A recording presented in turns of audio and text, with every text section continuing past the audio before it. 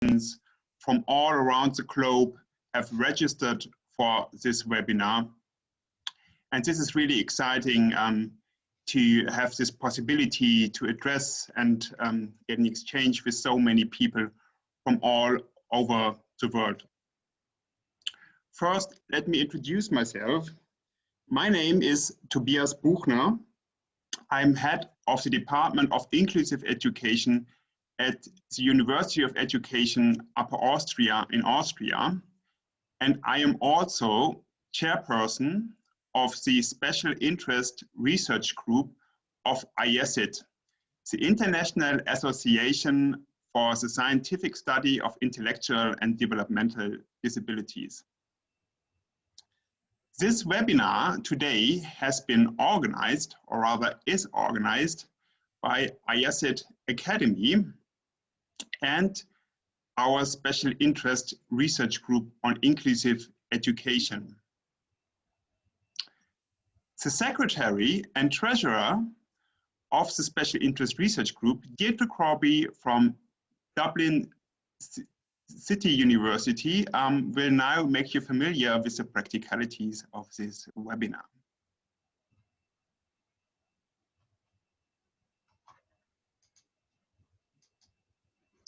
Okay, welcome everybody. I'm Deirdre Corby, as Tobias said, from Dublin City University, and I'm going to be keeping a close eye on what's happening today. The webinar will be recorded and will be made available after the webinar on the IASID website. After each presentation, there will be a short time for questions. So what I would ask you please to do is, if you have any questions at all, use the chat option rather than the question and answer option. And I will monitor the chat and put a small number of questions to each of the presenters at the end of their presentation. So one other practical thing to let you know about, when the webinar is finished, everybody will be sent a certificate, and that will be sent you shortly by our administrator from IASID. And so on behalf of myself and Tobias and everybody in the Special Interest Research Group on Inclusive Ed, I hope you enjoyed the webinar, and I'm going to hand you over to Tobias for a couple of more introductory parts.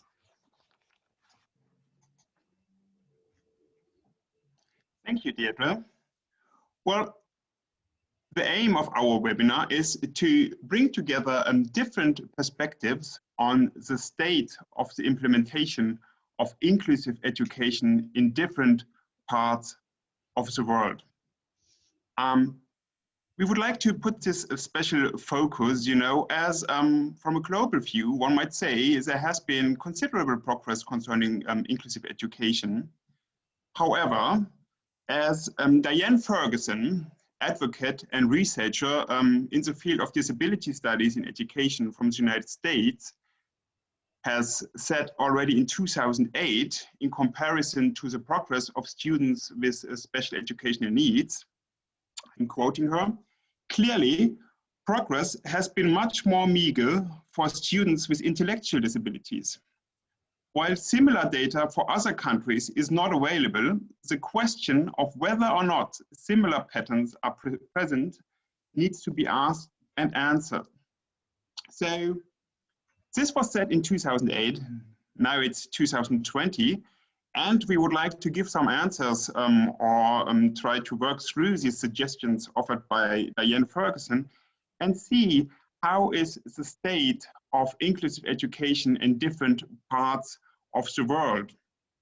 Is there the same progress for students with intellectual disabilities as for other students? As you can see, we are glad to offer you 3 presentations today, including presenters from 4 continents. The first presentation will be by Rhonda Farragher from Queensland, University of Queensland in Australia, and Lucy Miranda from Manila, the Philippines. The second one will focus on the United States of America and will be facilitated by Carrie Chokran and Jennifer Kurth, both from University of Kansas. And the last paper will focus on Europe, or rather several European states, and will be facilitated by myself and by my colleague from University of Warsaw, Joanna Smogoszewska. So we are about to start with the paper from Australia. And I would like to introduce to you now the speakers in a bit more detail. Rhonda Farragher is the director of the Down Syndrome Research Program and Associate Professor of Inclusive Education at the University of Queensland in Australia. She is a secondary mathematics and science teacher by background and works to make mathematics education inclusive for all learners. She is chair of the IACID Down Syndrome Circle and a board member of the IACID Academy.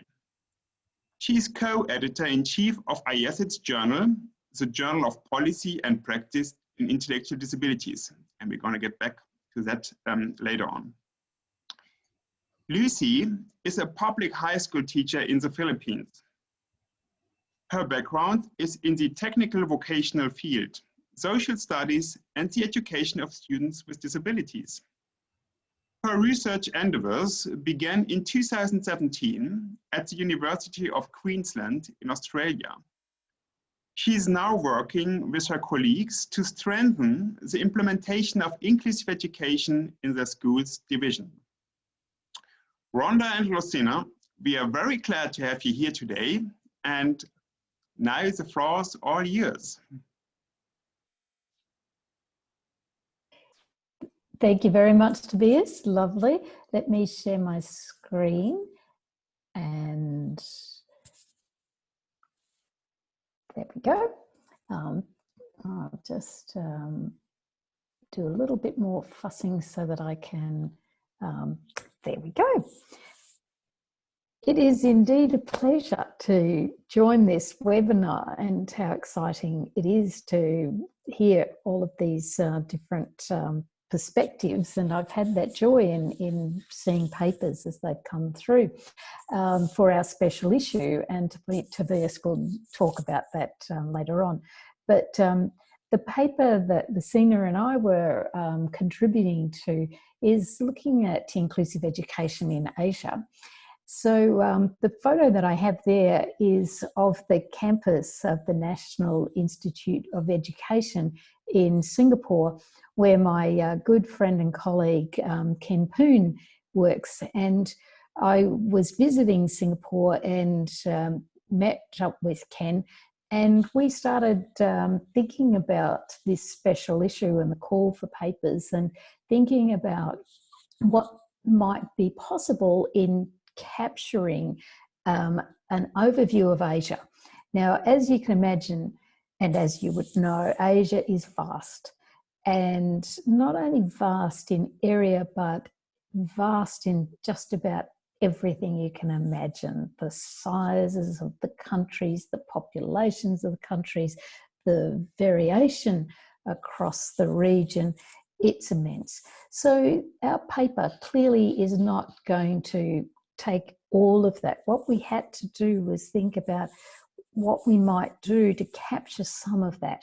So what we did was we thought about, well, who are our colleagues? Who were people who would have insight into a sample of countries? And so we're very delighted that Mo Chen, who is from China, but also working in Singapore with Ken, so a colleague who had great insights into People's Republic of China. Lucina was working with me at the University of Queensland and had shared a lot about the experiences being in the Philippines, and you're going to hear a little bit about that shortly. Rimiani is a colleague of mine. She works in Indonesia, and she works in mathematics education and has an interest in disability. So she was able to contribute. And then some colleagues of mine at the University of Queensland, Fengru Chang and Holly Chen, who were contributors in able to gather further data as we needed it and help in understanding some of the contexts that we were in. So we prepared the case studies. We asked the authors, we gave them a bit of an outline of the sort of questions that we wanted to gather information on, but it wasn't prescriptive because we felt they were the experts in their context. and so people could give more or different information.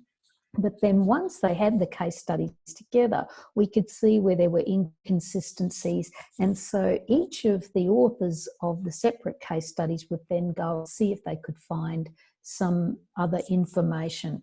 And so it led to a deeper, a richer paper. Then the reviewers had a look, and the reviewers challenged us in lots of very interesting ways and encouraged people to be reviewers, because it's part of this rich conversation around making papers better. And some of the things were really interesting, I think, and helped us to realise that where people were asking for data that didn't exist or wasn't being collected, or they were asking for references, but some of the material that we had it because of the personal contacts. And so we had to think about how we were going to put that into our paper. So Lucy, you were the contributor for the Philippines, so I'll hand over to you now so that you can talk about your particular case study. Thank you so much, Rhonda. This is one of the biggest high schools in the Philippines, with more than 9,000 students in 2015. For more than a decade, since 1993, it was listed as the second largest secondary school in the world. In 2018, the United Nations Children's Fund reported that the Philippines ranked 12th as the most populous country in the world. And being an archipelago, there is a wide range of student diversity, which consists of geographic location, cultural background, experiences, and individual characteristics. As reflected in the result of a large-scale assessment, which is the National Achievement Test, the country remains far below its target, which is an indication of the quality of education. May I just ask, can you see the presentation?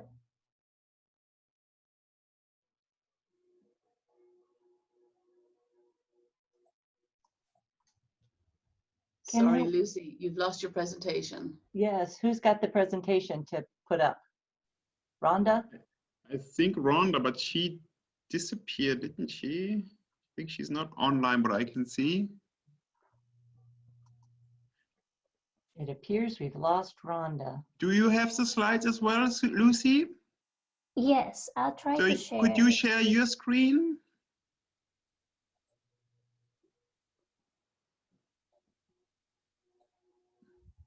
Perfect. Thank you, Lucy. All right, can you?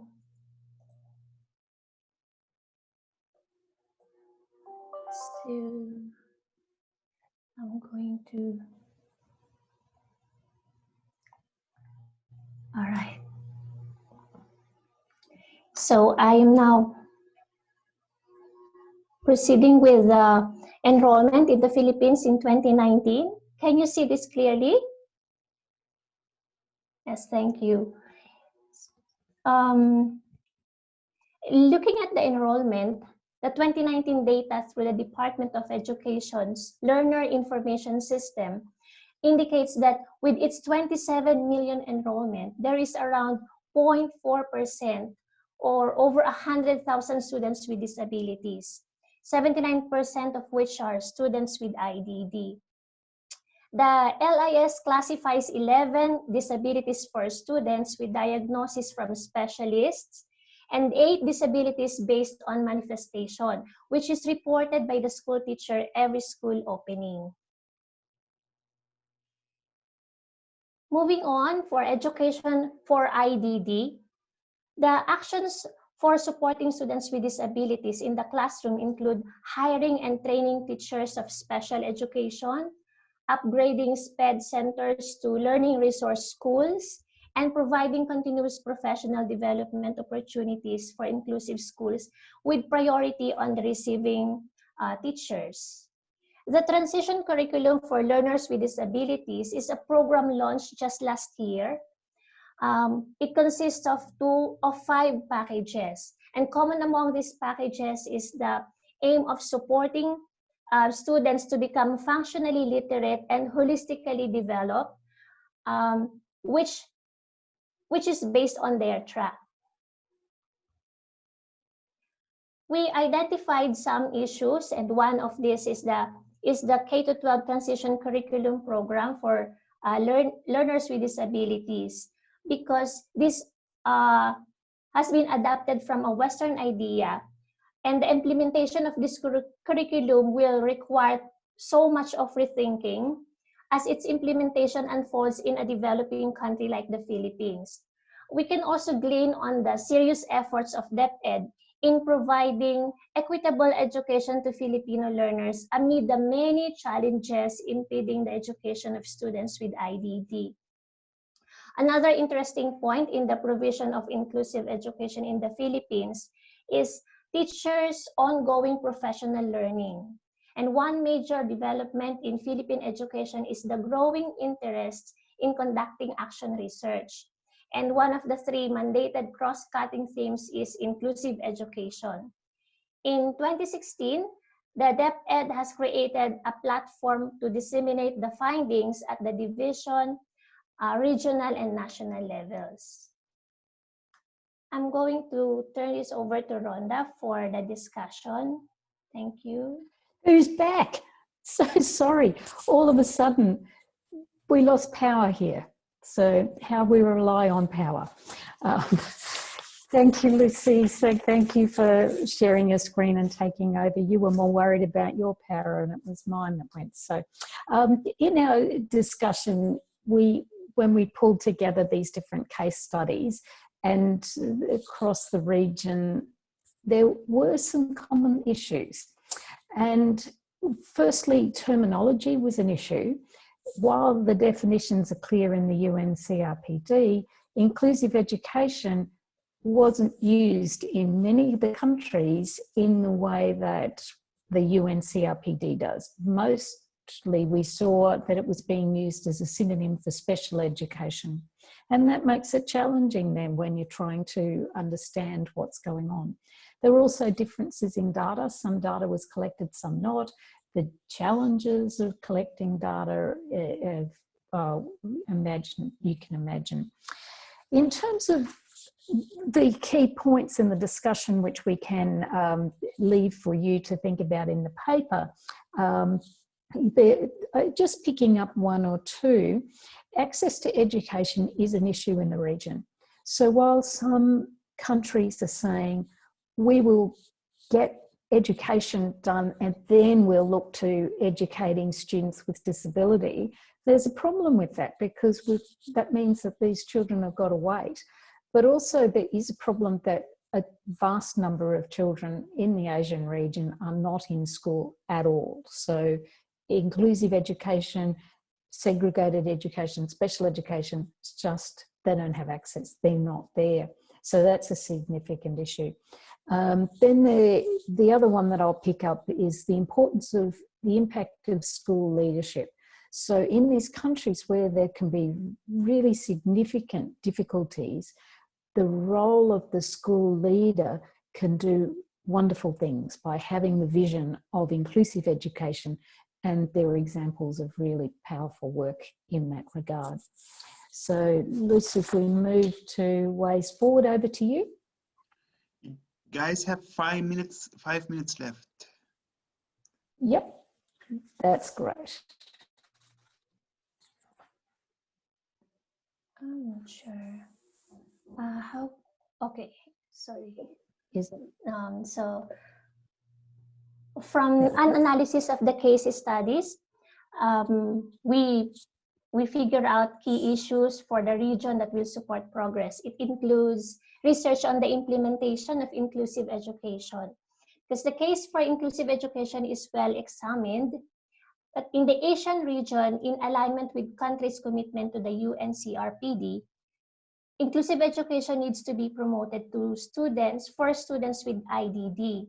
This will entail efforts such as changing perspectives on disability, leadership support, and implementing local policies that follow the provisions of the UN RPD. Also, segregated settings can be an expensive option, especially in the long term. And one of the best actions that education systems should take is to strengthen programs for ongoing professional learning, particularly for general classroom teachers. Opportunities for further development will require specialist expertise, hence collaboration is very important. Collaboration can be local or international, which is now more convenient because of web-based communication technologies. However, the effectiveness of the application of international training into local contexts and cultures would also need to be evaluated. So, and then yeah, thank you. And then just click it again, Lucy, would you mind? Okay. So in the yep, there we are. Our paper's just been published. It's out on early view today. The link is there. It's open access. So I encourage you, if you are interested in this, we have more suggestions of ways forward. And so moving on, Lucy. This is our so yes, this is our last slide, and we would love to further the conversation. We look forward to questions and discussion, but afterwards as well. So thank you, Tobias. We'll hand back to you. Well, that's great. Thanks very much, Rhonda and Lucy. If you don't mind stopping screen sharing now, I'm just going to, you know, we want to encourage all the people that are attending to ask some questions. But just to ask you, if you don't mind me asking you, Lucy, first, that was really interesting, particularly when you talked about the ways forward and the different types of research and new directions that you were looking at. Would you have any comments, Lucy, generally about what you feel the ways forward are for Asian countries generally? It really is more on empowering teachers, because effective inclusive education will always begin with teachers, because they have the personal contact with students, and every actions that they do in supporting students will really have impact on these students. So strengthening professional development for teachers is very, very important. I think, Lucy, that kind of one of the attendees has said, like, what do you think? You've mentioned so many different things that need to happen. Is there anything in particular that you think should be the main priority?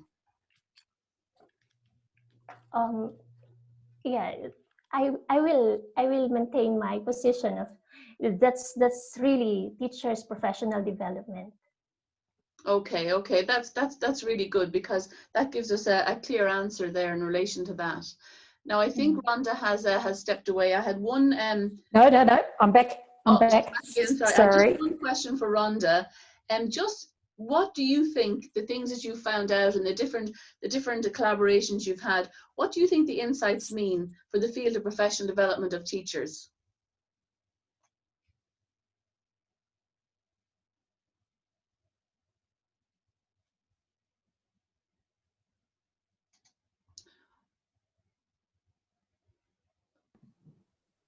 I think Rhonda lost the connection again. Maybe Lucy can answer that one.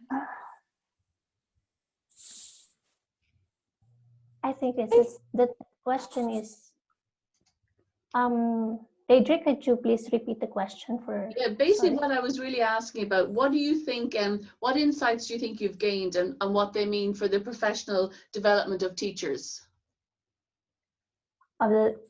It's really very important that there is collaboration among teachers and specialists and also leaders, because these important people are the ones working hand in hand in order for inclusive education to be implemented more effectively.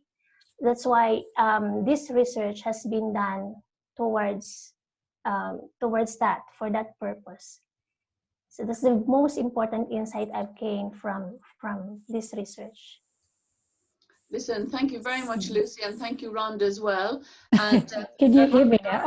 there are some additional questions, but I'm going to gather them up for later as well. I'm going to hand you back to Tobias to introduce the next speakers. Thank you. Thank you. Can I just test that you can hear me? Yeah, I think we can hear you very well, Rhonda. Thank you. So thank you once again, Lucy and Rhonda, for this fascinating presentation on inclusive education and students with intellectual disabilities in different Asian countries.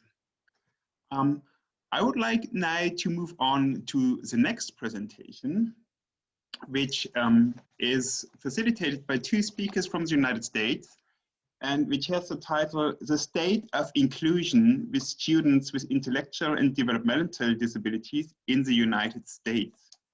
So I would like to welcome Carrie Sjogren and Jennifer Kurth, and I'm going to introduce you guys also a bit in more detail.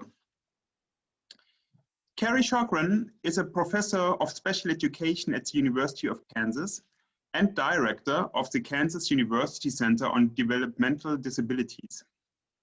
Her research focuses on self-determination and systems of support for people with disabilities, with a particularly focus on implementation in inclusive school and community context during the transition from school to the adult life. Welcome, Carrie. Jennifer Kurth is Associate Professor of Special Education at the University of Kansas and affiliated faculty at the Kansas University Center on Developmental Disabilities. Her research centers on inclusive education for students with extensive and pervasive support needs. This includes examining outcomes of inclusion in terms of skill development and quality of life indicators for students with disabilities, as well as how educators develop skills and dispositions for inclusive practices. So welcome to both of you, Carrie and Jenny, and I'm looking forward to your presentation very much. Thanks. I will go ahead and start us off and do kind of the first half of our presentation and then turn it over to Jenny to finish up. We're both very excited to be here. We really want to thank IACID, Tobias, and Deidre for really organizing us and both for advancing the special issue that Rhonda and Tobias have mentioned that allows us to share this work and to really have the chance to highlight these issues today. So Jenny and I are going to share some kind of high-level information really about the state of inclusion of students with intellectual disabilities in the United States. I think that especially as Rhonda and Lucy mentioned in their presentation, the United States is interesting in that, as I'll mention, we have federal policy that regulates, in theory, practices throughout the states, but there's also a lot of individual variability throughout the country because there's a lot of state level decision making as well. So there's this interesting juxtaposition here of policy and practice in the importance really of, I resonated a lot with what Lucy mentioned about the importance of teacher preparation and teacher supports for really implementing inclusive practices. To start, let me just share a little bit about kind of the policy context within the United States that really kind of sets the frame for inclusive education. And again, highlighting that this is the policy as derived that implements a lot of kind of the values and ideas that are so critical, very consistent with the UN CRPD, and something that's been present in US policy through the Individuals with Disabilities Education Act, now called the Individuals with Disabilities Education Improvement Act, throughout history. However, the ongoing and vexing challenge is the actual implementation of this and what this looks like in the day-to-day experiences of students with intellectual disability. But we do have a policy mandate that very clearly states that children with disabilities receive, if they have needs, special education services. and that this must occur in the least restrictive environment. A couple of really key pieces here. Special education, as it's defined in IDEA and in the United States, it's not a place, it's not a program, it is specially designed instruction that is individualized and tailored to the needs of the student. And this instruction, Jenny, I, research, and others would show can be delivered in any setting, including in inclusive settings. So the law recognizes this. The problem is that all too often, specially designed instruction has not been viewed as specially designed instruction, but instead as the creation of programs or separate services and supports. However, to truly recognize the law and its implications, we really have to look at this as specially designed instruction, and the least restrictive environment is further defined in the law as being educated with peers without disabilities. So that is general education classrooms, lunchrooms, recess environments that are integrated, that bring together students with disabilities and their peers. The law, however, does have some provisions that students can receive services in what would be more restrictive environments or segregated environments if the nature or severity of the disability is such that even with this specially designed instruction and effective supports, that education cannot be achieved. However, all too often, the starting point is this place of providing that in other settings rather than testing how to devise the most effective specially designed instruction. And what we're going to talk about is work that we and other colleagues are doing to try to really advance how we ensure that we're actually starting from this presumption, again, that's in IDEA, that's reflected in the UNCRPD, that we can provide these supports in inclusive settings. We just have to begin with that as our goal and move forward. However, as Tobias started us talking about the fact that, Ferguson in 2008 was calling for kind of the need to change, and where have we come since then until 2020, this is actually data from the United States. This is looking across all of the states in the US, really highlighting where students with intellectual disability are educated. So the US and our federal government uses very specific groupings to describe different types of educational placements for students with disabilities. As you can see here, that would be spending 80% or more of the school day. So the majority of the school day likely receiving some of your academic instruction in general education settings with peers without disabilities. There's another category that's 40 to 79% of the school day, less than 40% of the school day, or in totally separate settings. So you can see some positives here from the early 1990s to 2014-15, which is the most recent data that's available. There's been almost 10% more students with intellectual disability spending the majority of their school day in general education. But if you look at that actual percentage, that's still only 16.5% of all students with intellectual disability in the United States. And as you can see, almost, even in 2014 and 15, 49.7, so almost 50% of students are still spending the majority of their day outside of general education. So there remains significant and substantial work to be done to, again, actualize the values of policy in practice in classrooms throughout the US. But increasingly, we know, and we've known this for a long time, but the evidence is continuing to accumulate. And we've primarily focused here, and in the paper that's associated with this special issue, we've gone into greater depth on a number of these studies and the benefits. But we know that inclusive education is more effective for students, and B, that it is possible. These studies show that it is possible to implement effective inclusive services. I think a lot of the questions are, how do we, and Jenny will talk more about this, break down the barriers that actually lead to students not having access to inclusive opportunities. But research really suggests that inclusive education can lead to students with intellectual disability and extensive support needs having greater academic achievement. They access the general education curriculum in greater ways when they're in general education settings, because that is where that content is being delivered. We see that there can be benefits in terms of communication, social skills, social engagement, access to peer supports. All of us benefit from interacting with and having a range of peers with a range of personal characteristics that enable us to grow as people and to grow as members of our community and learn. Self-determination, young people being able to engage in goal setting and problem solving and navigate issues that come up. As well as really these issues, you know, in the United States, we require individualized education programs, IEPs, and the quality of these programs can be impacted, and access to those age-appropriate instructional opportunities by being in classrooms and in the curriculum when it's referenced to age peers.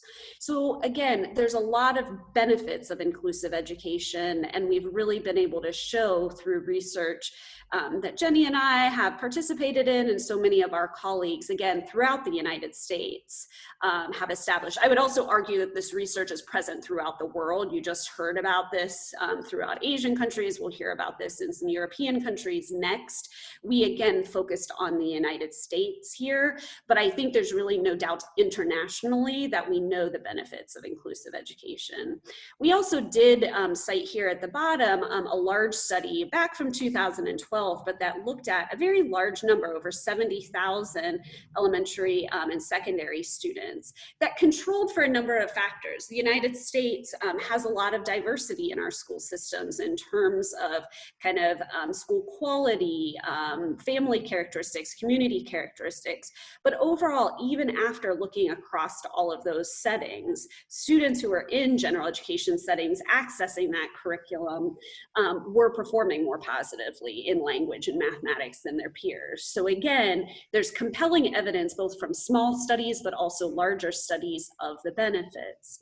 So I think the question really becomes, what is it that's leading to these small changes, still the majority of students not having these opportunities to access and participate in inclusive education? So I'm going to turn it over to Jenny to talk a little bit more about these issues. All right, thank you. So I appreciate the introduction, and as Carrie mentioned, it really does beg the question, given all that we know, why do we continue to place students with intellectual and developmental disabilities in the most restrictive settings, given all of the options available? And in the paper, we suggest there are at least 6 determinants of placement practices that have a lot more to do with sociocultural and capacity factors than student educational needs. And so we've outlined, like I said, 6 of them. There's probably more, but we're going to talk briefly about these 6.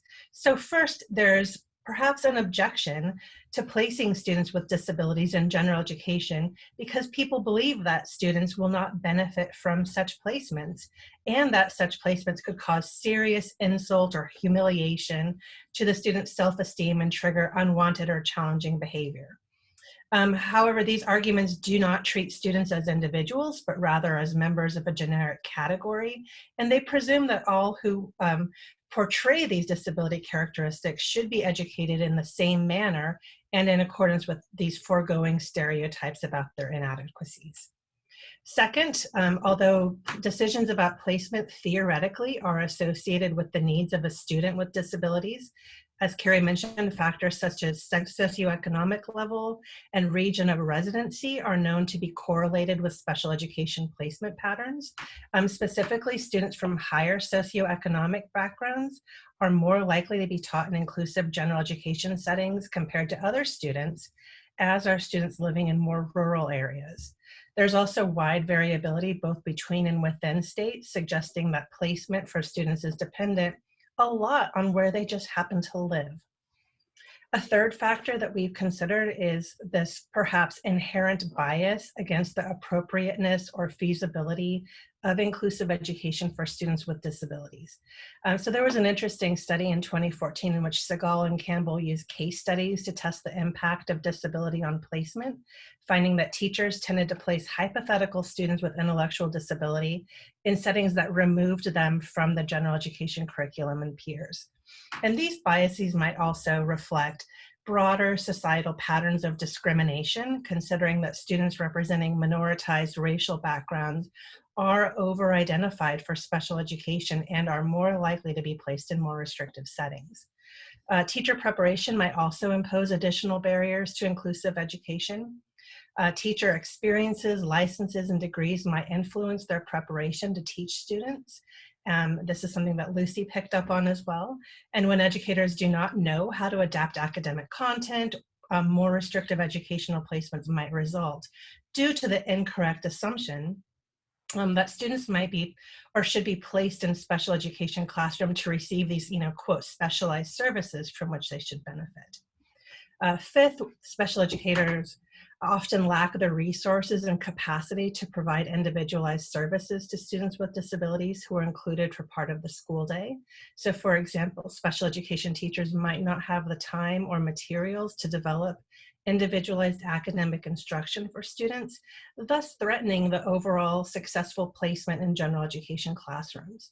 So administrators should be aware of these stresses and difficulties and provide resources and support for teachers to implement these practices. And last, in addition to a lack of resources, there's likely a lack of knowledge of current research and evidence-based practices for teaching students with disabilities. If practices such as embedded instruction or lesson adaptation, aligning supports with grade level curriculum are not known or understood by teachers, a lack of student success in general education settings is likely to be attributed to the students themselves rather than to the instruction provided by teachers. So there are several federally funded systems change and research initiatives currently underway, as Carrie also kind of alluded to, that really hold promise for affecting current placement practices for students with disabilities. Over the last 7 years, the U.S. Department of Education Office of Special Education Programs has funded 2 national centers focused on systemic change, both SWIFT and TIE Center, and a national study that we are part of that Carrie and I are working on here from the University of Kansas, which is a federally funded Institute of Education Sciences project, which is examining the impact of different placements on academic, behavior, social, and communication outcomes for students with significant cognitive disability. So this research, we think, is going to make an important contribution to better understanding placement as a factor in the education of students with disabilities. And I think all 3 of these together illustrate both the federal commitment to the importance of promoting more inclusive practices for students with intellectual disability. And then lastly, we have a policy sort of converging as well around the importance of inclusive education. And one of the really profound changes that happened was in 2018 when the United States Supreme Court in the Andrew F. versus Douglas County School District ruling interpreted that an appropriate education means that a student receives special education services that is appropriately ambitious and that every child should have a chance to meet challenging objectives, and that program for children with disabilities must take into account each student's potential for growth. This ruling really makes a profound impact potentially on inclusive education, and that it directs education teams to set more rigorous and ambitious learning targets for students with disabilities. But really the full impact of this decision is unfolding, given that it's rather recent. We suspect, however, that this decision can continue to drive the need for more inclusive instruction, given the importance of the general education curriculum and context in supporting access to the general curriculum and student learning of these ambitious targeted goals.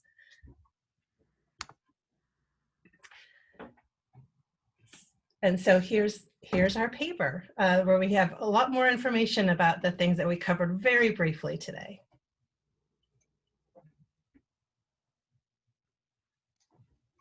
Thank you both. That's really good. Now, we've had quite a number of questions coming in, Carrie and Jennifer. So I'm going to try and, you know, summarize them down a little bit. But one of the questions that has come from an interesting question from a colleague in Croatia, and what she's asking is, could you tell her something about instruments for measurement of the quality of inclusive education? Especially if you could recommend instruments that are not based on subjective teacher perspectives on inclusion. Have you got that question okay? I don't know whether Carrie or Jennifer wants to attempt to answer that one. It's a great question. And I feel like it's one of the things that is difficult to answer because there's a variety of tools that are available. And, you know, I think they have varying psychometric properties and you know, utility to education teams. I think that one of the things that I would like to do with some of the research that we're doing that I mentioned then that at Institute for Education Sciences grant is to ultimately use that sort of finding to understand what were the things that were in place in these schools that led to positive outcomes. And I think as we start to understand that a little bit better, we'll be in a position to make some of these tools that are going to be more closely aligned with promoting positive student outcomes.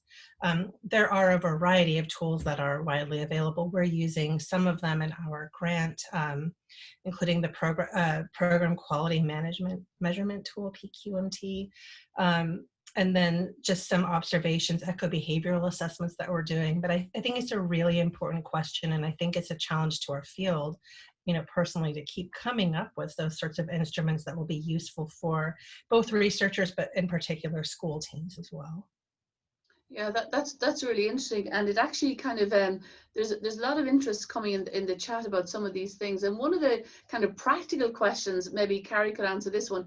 What one of the attendees is interested in how the teaching in an inclusive classroom is organized, and you know, questions like, are there more than one teacher in such classrooms, that type of thing.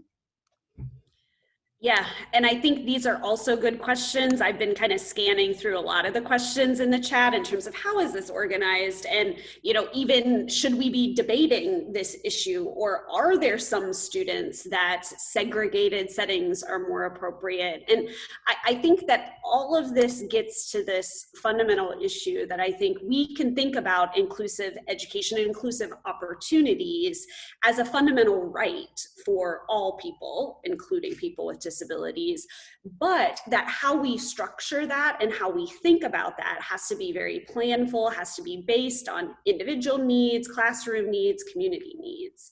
You know, in most effective inclusive settings, especially when we're talking about academic content and delivering academic instruction, I think that there's a lot of information that co-teaching models and co-planning models where you have people with general education, academic expertise, as well as with special education and specially designed instruction expertise.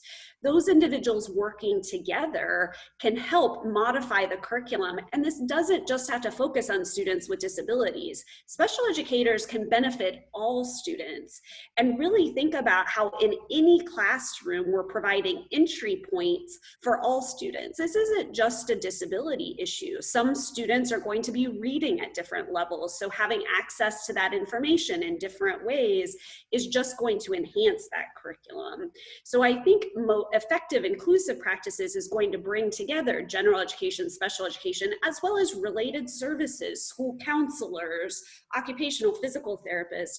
But I think really what we're trying to think about here is how is this used to leverage and benefit all students in a classroom?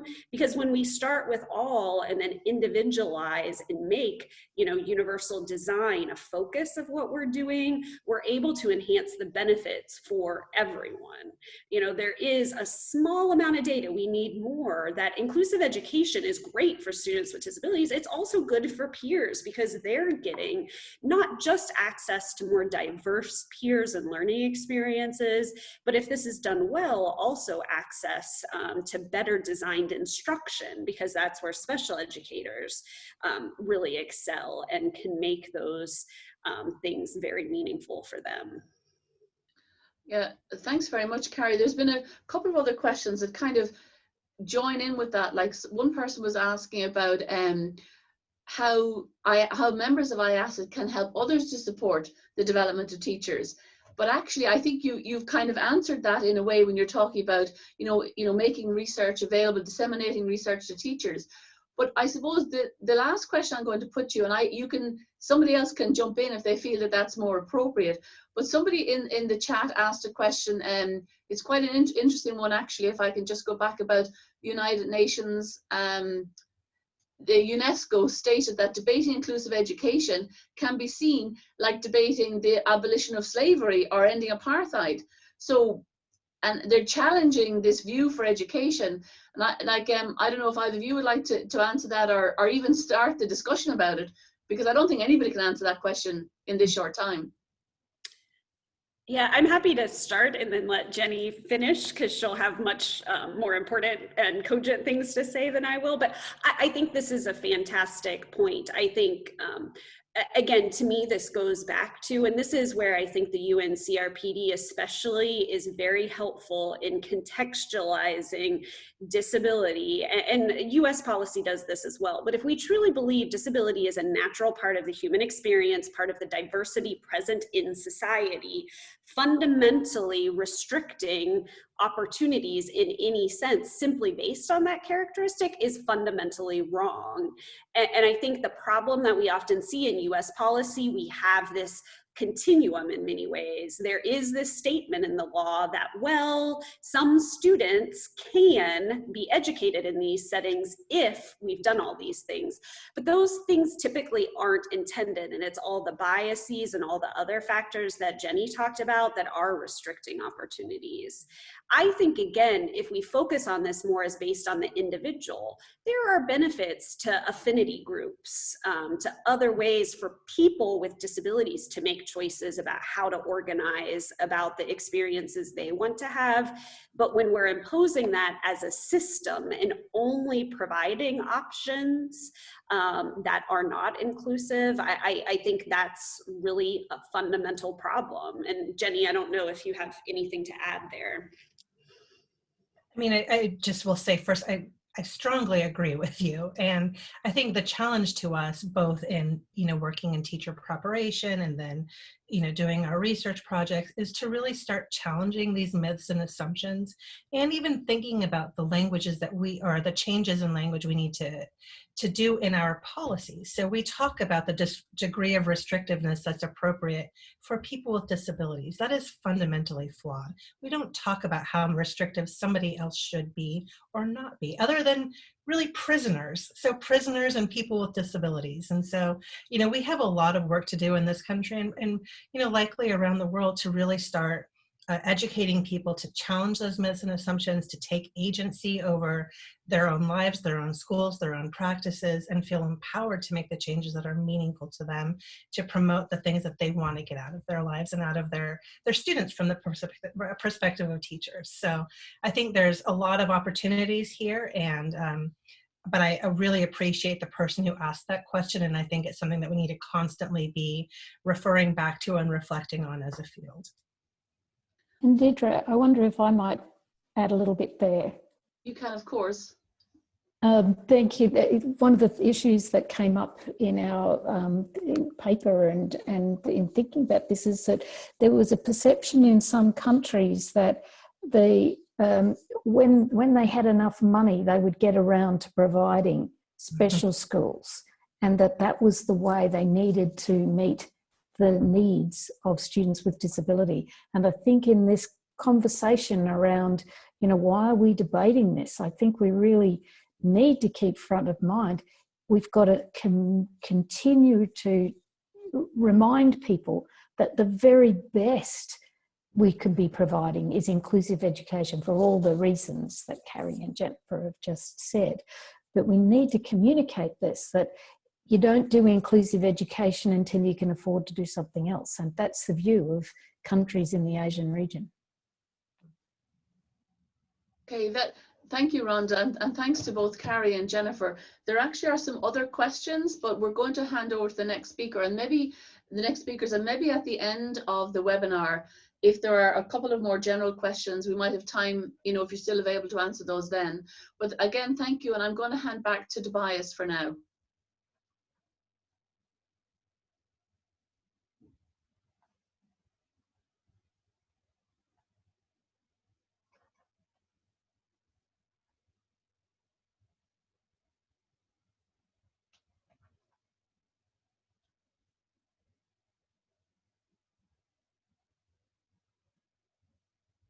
We just give Tobias and Sorry, Joanna just a second, yes. You're fine, take your time, you're grand.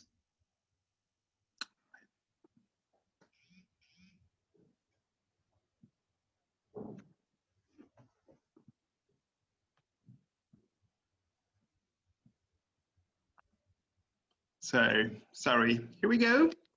Now we are ready and set up. So, now to the European paper, which will be presented by Joanna Smogoszewska from University of Warsaw. Joanna is adjunct professor at the University of Warsaw, and her research interests are inclusive education, students on the autism spectrum, and teacher development. And Joanna has published several papers in high-ranked international journals. You know already about me, so I won't introduce myself again. However, I would like to mention that our paper today is the result of a joint effort of several members of the Special Interest Research Group on Inclusive Education of IESID. And to this paper contributed Michael Shevlin, who's also here today from Trinity College in Dublin. Glad to have you here present, Michael. Marianne O'Donovan, who used to work for Trinity College Dublin, now University of Sydney.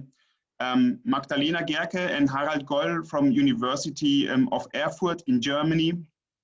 Jan Schischka and Kristina Janiszkova from the Universities of Praha and of Pilsen. Gregor Shumsky, also as Joanna from University of Warsaw. Anastasia Flachou from University of Thessaly, Volos in Greece. Heidrun Demo from University of Bolzano in Italy. Ewald Feirer, who is working at the same department as I am, so the University of Upper Austria, the Department of Inclusive Education. And Deirdre, who you also already got to know, contributed to this paper as well. So this is an example of our joint efforts of the SERG. And the title is Same Progress for All, Inclusive Education, the United Nations Convention on the Rights of Persons with Disabilities and Students with Intellectual Disability in European countries. So, what was the aim of our paper? But as some of you maybe already might guess, our aim was to research into the progress concerning the implementation of Article 24 of the UN Convention in relation to students with intellectual disabilities. So, European countries have signed the UN Convention, and most of them are right now in the process of implementing the convention, also Article 24, and they are trying to make the education systems more inclusive. And indeed, one can observe over the course of the last decade, most European states took various efforts, I'd say, to make their education systems more inclusive. So we were interested in this very crucial range of time for implementing the UN Convention, which sort of progress can be identified here. And we chose to focus on trends in placements of students, in differing school settings, such as special schools and mainstream schools. So we aimed by comparing data from different countries we aimed to identify trends and tendencies in these placements concerning students with special educational needs and relate these findings to the population of students with intellectual disabilities. So we were interested and asked if students with intellectual disabilities have benefited from these efforts as much as students with special educational needs, so the overall cohort. The countries we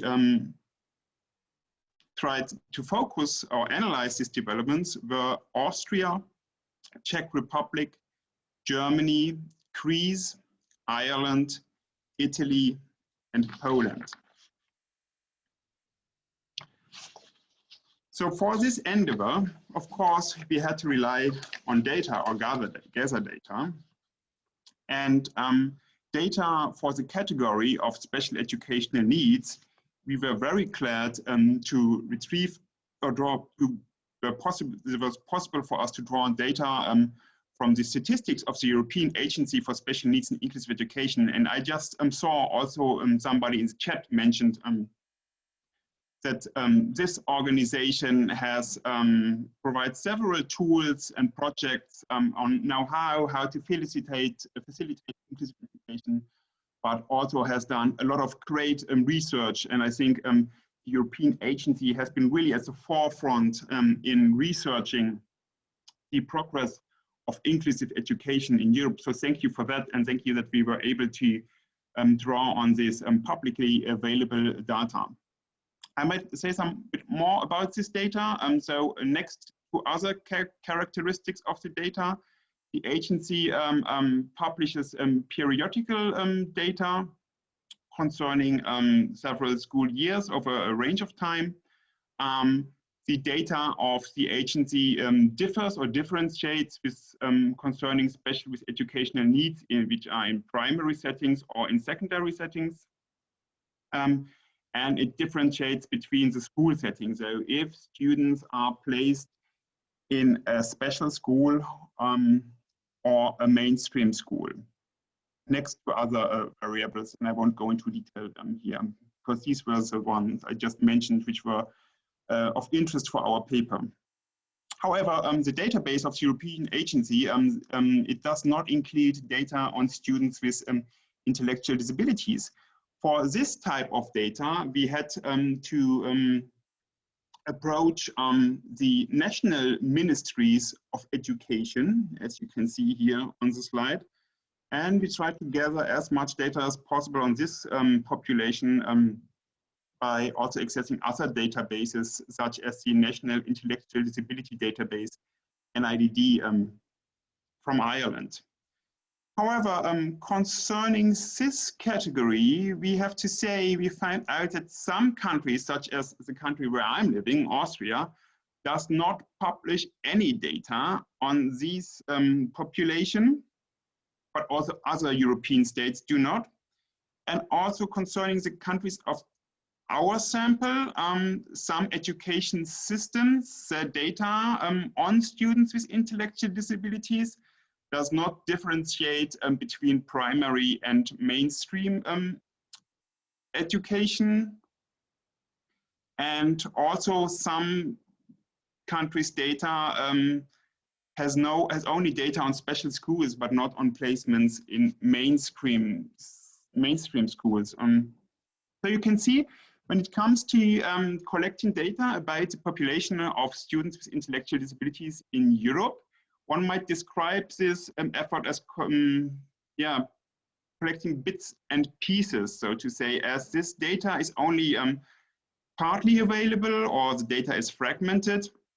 And I'd say this is an important first result of our inquiry, that this data is not available for this cohort in comparison to students with special educational needs. But I will come back to this later on. Now I'm going to hand over to Joanna.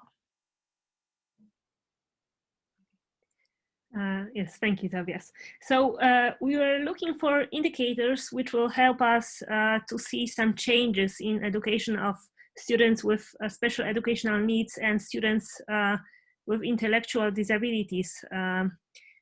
So we focused on two indicators. One was the percentage of students with special educational needs who learn in mainstream schools for at least 80% of their time at school. And the second was about percentage of students who has an official decision of being special, so having special educational needs, who learn in special schools. And both indicators we present first for students with special educational needs in general, and then only for students with intellectual disabilities. And for better visuality, we focus only on combined data for primary and for secondary schools. Okay, so the first data are for students with SEN in mainstream settings, and the most important thing is that we wanted to see a change between years 2010 and 11 and 2016 and 17 to see whether countries which ratified the convention made any progress in inclusive education. So the biggest positive changes are seen for Germany and for Poland, and the smallest changes are for Italy and Ireland. But it is important to notice that in Italy and in Ireland, the percentage of students who were taught in inclusive setting in 2010 was already very high. So it is quite hard to see a big difference between those two time settings. The next table, as I said, is for students with intellectual disability only. And the first thing we can see, we only have data for 4 countries. And we see that the biggest positive change can be seen in Czech Republic and Germany, but in general, we can see that still in the year of 2016, the percentage of students with ID who learn in inclusive classrooms in Czech Republic and Germany is still a bit low. And data for exclusion rate, so how many students with special educational needs learn still in special schools. And here the biggest positive progress is seen for Greece, Germany, and Czech Republic. And the smallest changes are noticed for Italy and Poland. But again, we can see that still in countries like Germany and Czechia, the exclusion rate in 2016 is quite high. And in contrary, in Italy, in example, it is quite low. So again, we can't expect that the change for Italy will be really big and visible. And the last table with exclusion rate for students with intellectual disability, we can see that the biggest positive change is noticed for Czech Republic. And here, the worst result is for my country, so Poland. We can see that the exclusion rate increased a bit in my country, but it is not a, let's say, significant difference. Sorry. And again, we can still see that in 2016, the exclusion rate for countries like Czech Republic or Germany was quite high in comparison to other countries we had in our analysis. Thank you, Tobias. So which conclusions can we draw from these results? So first of all, of course, this data, it offers us no insights about the quality of education performed in these settings, right? But what we know, we would consider the placement in a mainstream school as a prerequisite for inclusive education, right? So our conclusions on the developments in the area of students with special educational needs, well, we would say within this time range where in most states the UNCRPD was implemented, we can see a progress both for students with special educational needs and for students with intellectual disabilities. However, what we saw as well is that still a relatively high percentages of students with special educational needs are still educated in segregated settings, and the same goes for students with intellectual disabilities. Concerning the so-called exclusion rate, we can observe that there still is a rather high exclusion rate in Germany and Czechia, even there has been made some progress in these countries. Concerning the category of students with intellectual disabilities, what we can observe is that Poland took strong efforts, and this shows rather high, or in comparison to other countries at least, rather high and increasing percentages over our period of concern. The exclusion rate, interestingly, we could only observe a substantial decrease in Czechia. In Germany, Greece, Poland, this percentage even increased over the period of concern. So over the time in which the UN Convention should have been implemented, the percentage, the exclusion rate even increased. So we would consider, referring to these numbers, that students with intellectual disabilities can still be understood, as we would say, as the key population of the special school system. Getting back to the availability of data, and I would like to remind us on Article 31 of the UN Convention, which obliges state parties to gather enough data in order to do a proper monitoring of the progress on the implementation of the convention. We would say it's rather problematic that in a lot of countries, this data is not available or fragmented, and this contributes to what we would say is the invisibilization of students with intellectual disabilities in educational statistics.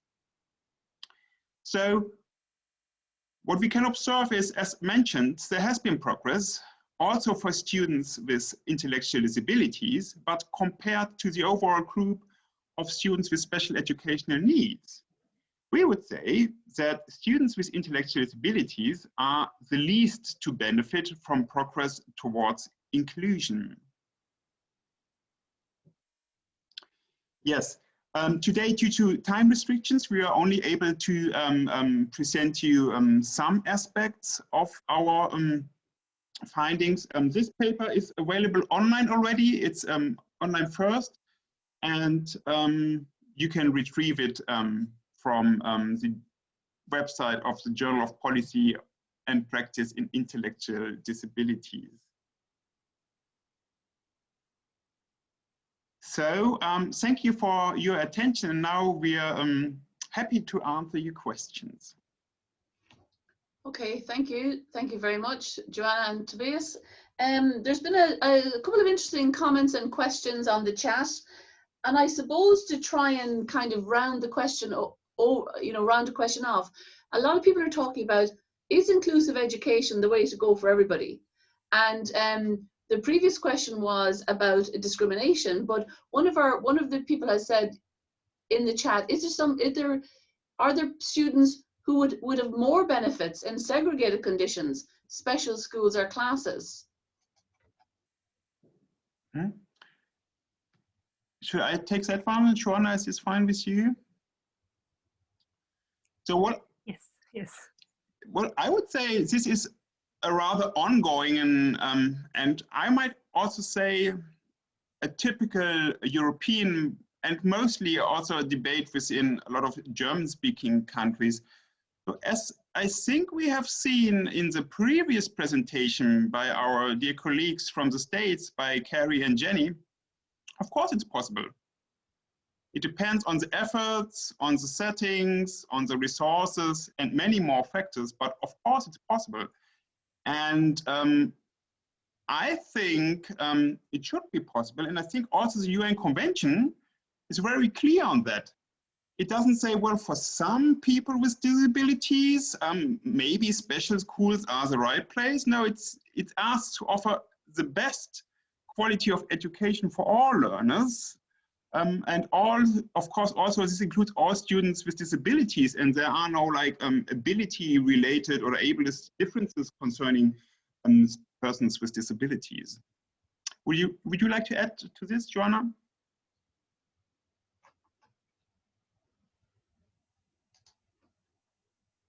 No, Tobias, thank you. Okay, are there any more questions? Yeah, just another question really, and maybe Joanna might want to answer this one. What would be your key policy recommendations, would you think, to help in Poland or any other European country?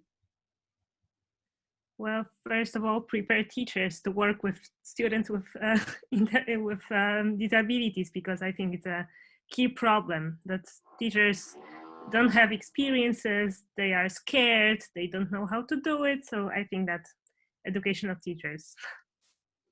Okay, thank you.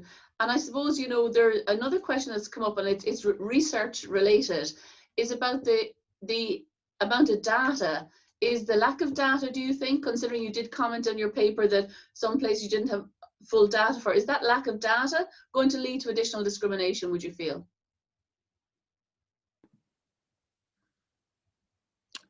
Well, I would say it's rather problematic. You know, for example, in Austria, this not collecting this data, it's argued, and of course we have to be sensitive to this topic, due to the mass murdering of disabled people during the Nazi regime, right? And it's important because, you know, educational and or statistics on disabled people, you know, they helped to Nazis to do this mass murder. And of course, you have to be sensitive to this type of data. However, I think we can see in countries across the world that this data can help us implement inclusive education, help us fight for the rights of persons with disabilities. And I would say, because the question, I think it was about this discrimination, I would say in some way, I would say yes, because it helps, it makes these persons invisible, right? And it helps to cover all what is not done concerning the obligations to implement inclusive education. Joanna, what do you think?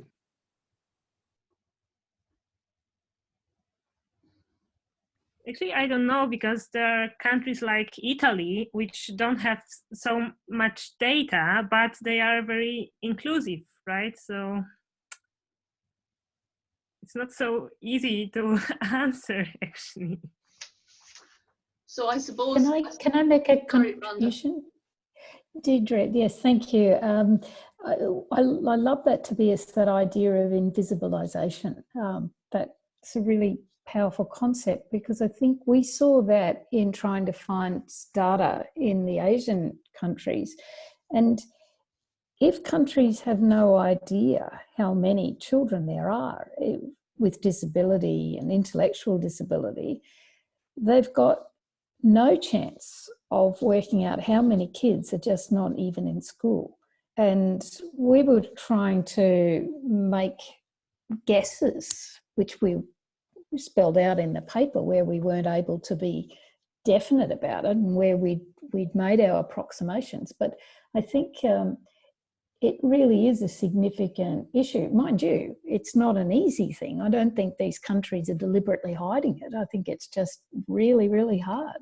I mean, Australia, with all its money, we actually don't know how many people with Down syndrome there are, because there's no requirement to report it. And so we actually use data from Western Australia and extrapolated across the country. It seems weird, but that's, I think, one of the issues that we face around the world.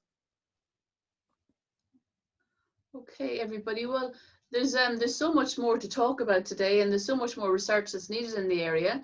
But for time reasons, I'm going to hand you back to Tobias just to draw some conclusions. I'm just going to share the screen again there.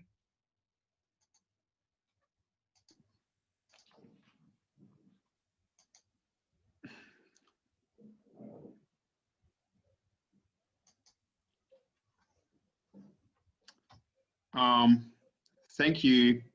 Thank you, Deirdre. So I'm going to try to draw some conclusions, and I would like to return to the question or to the quote I was referring to at the beginning of the webinar by Ferguson. And I think what we can see, I think that this diagnosis, it's still mostly right. It's still when you relate it to other groups, such as students with special educational needs, I would say that still students with intellectual disabilities are the last and the least to benefit from the progress towards inclusive education.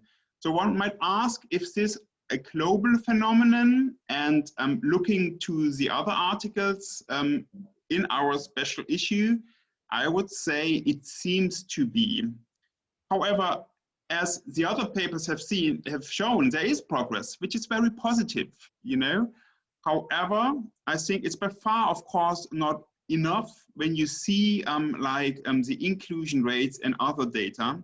However, data tells us as well that there are also terrific efforts which make inclusive education happening in different parts of the world. And I think this is a rather good news, I would say. However, and looking to the watch, I will keep it short, the conclusions. What does this mean for us? Well, I think we have to continue researching and advocating to fight for political change to transform education systems, which I would consider in all countries of the world as ableist meritocratic systems, and try to transform them in inclusive ones. And as mentioned, we have to improve teacher education and inclusive practices and put the experiences and voices of students with intellectual disabilities at the centers of these efforts.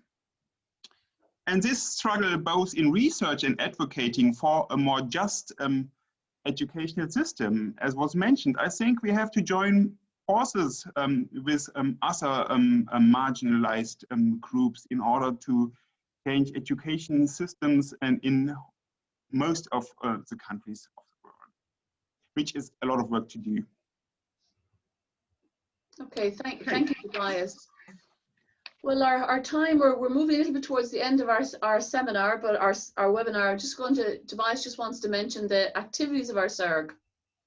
Yes, so as was already mentioned a couple of times, so the papers presented today, they're all part of a special issue. We, as a special interest research group on inclusive education, we're very glad to add it in the Journal of Policy and Practice of Intellectual Disabilities. So this is one of our efforts as SERG. We are networking, we are trying to get together researchers from all over the world to work on the field of inclusive education in relation to students with intellectual disabilities. We are participating in IESIT and others conferences by roundtables to enable researchers to exchange views and to gather a broader picture, you know, because we are all active in our own country, but this helps us to create, as also this webinar was intended, to get a broader picture of developments in the field. Yes, we are all members of IESIT, so I would like to encourage you also to join IESIT and become member of our SERG. There are some benefits linked to this. You can get a free versions of the Journal of Policy and Practice in Intellectual Disabilities, and have a limited fee for conferences. So This, getting back to the special issue, this will be issue 1, 2021, and it will be open access, so it will be free for everybody. And thank you for Rhonda, who invited us to put together this special issue. Thanks, Tobias. And just to tell people, we have another webinar coming up on the 16th of December, and we'd absolutely love if you would join us for that webinar. That webinar is going to focus on transitions, and we're going to have 3 presentations again from Australia, from Dublin and Ireland, and from Cape Town in South Africa. So we look forward to as many of you as possible joining that webinar on the 16th of December. And these are just some details about the date and the time. It'll be the same time, 16th of December, and the registration will be the same way through the IACID webpage. And just in relation to, because we've had such a lot of interest in these webinars, we're going to have a 3rd webinar in January 2021. And in this webinar, we're going to hear the voices of students with intellectual disability and their views on inclusive education. And we just used this quote here from one student who said, "Some teachers were wonderful and some were a complete disgrace." And I think that's an interesting way of looking. When we talked earlier in the webinar, we talked about the quality, and while we can measure quantity, I think it's another discussion, and lots of people spoke about quality, and Tobias spoke about it, Carrie spoke about it. I think that's a good quote to finish on in relation to our webinar 3. So hopefully we'll see you all on the 16th of December, and then again in January. And I think Tobias has just one other plug before we finish, and I'll hand it over to him. Yes, thank you, Deirdre. I would like to lose a few words about a fantastic conference that is coming up next year, which will be the 6th IACID Europe Congress taking place in Amsterdam. Talking about taking place, this will be a hybrid conference. So a limited number of participants, due to the given circumstances, will have the possibility to participate in presence in Amsterdam. But due to the hybrid concept, also a lot of participants from across the world will be able to join us in a virtual way, so to speak. The call of papers is already open. The conference is organized by Alice Skippers and her team, and what I heard, it's going to be really a very interesting, amazing conference with presentations, but also a lot of cultural acts and other great things. So coming to the last slide, I would first of all like to thank all participants today for joining us. It's great to have just went through the registration list to have had people here from over 25 countries across the globe. And we would like to thank in particular for making this possible also, of course, our presenters of today with your great, amazing contributions. And the members of IACID Academy, and in particular here, Ivan Brown and Angela Hasiotis, who support us very strongly for doing this. Jennifer Sarkon, Secretary of IACID, thank you so much for making this possible. And also Nikki Millard from the Secretariat of IACID. So thank you for attention, thanks for participating, and hope to see you soon at our 2nd webinar. Have a wonderful day, night, wherever you are.